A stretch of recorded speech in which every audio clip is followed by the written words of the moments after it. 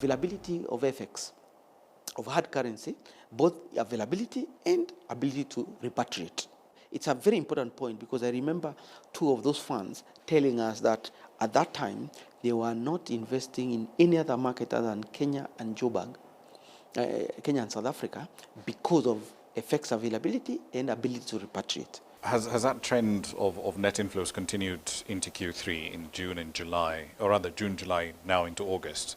Because in the intervening period, right, since that May roadshow, we've had massive changes, right, on fiscal policy. The finance bill was kicked out. We've seen riots on the streets with people complaining about the cost of governance, the cost of living, and so on and so forth. So external investors would be like, you guys haven't figured out your fiscal policy yet. Yes. Should we still be putting money into Kenya? And you're right. Some things have changed since then. Three things I would say. The first one is up until yesterday, we are still seeing foreign net inflows. Okay, not in all the counters, but in most of the counters. Okay, could we have more flows?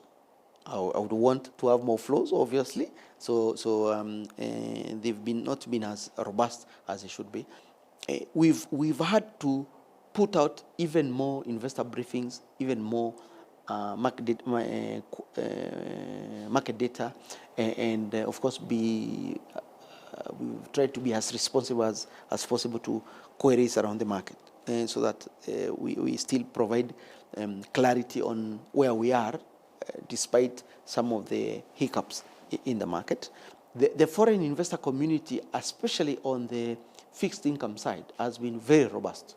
I think that is one of the strongest side of the market as we speak. On the equity side, what you're seeing is a lot of these investors are not in for a quick buck, if I to put it that way. I do not necessarily feel that the hiccups we've had are necessarily hurting the market.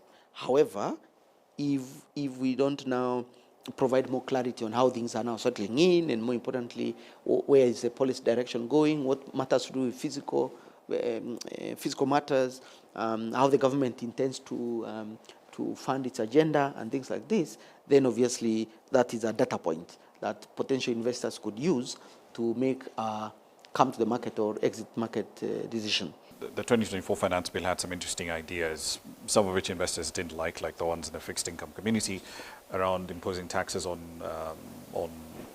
infrastructure bonds and green bonds as well. And now we're seeing a conversation with the National Treasury where they're saying, well, we think we have some ideas that are of merit in the 24 finance bill that we want to bring back to the floor of the House. Just for the sake of argument, if those specific proposals came back, right, imposing taxes on IFBs, imposing taxes on green bonds, if those came back to the market, would it dent the amount of trading activity we're seeing on the fixed income side? Let me put it this way. The conversations we've had in the capital markets ecosystem that has resulted in us making submissions to government on what we are seeing and what our views are, point to it is not. We think that imposing these taxes will hurt the market. Okay.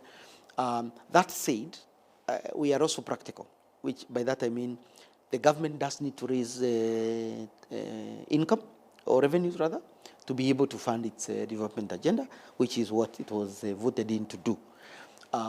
What we are seeing is the government being more responsive to feedback, okay, and also going the extra mile to clarify their position.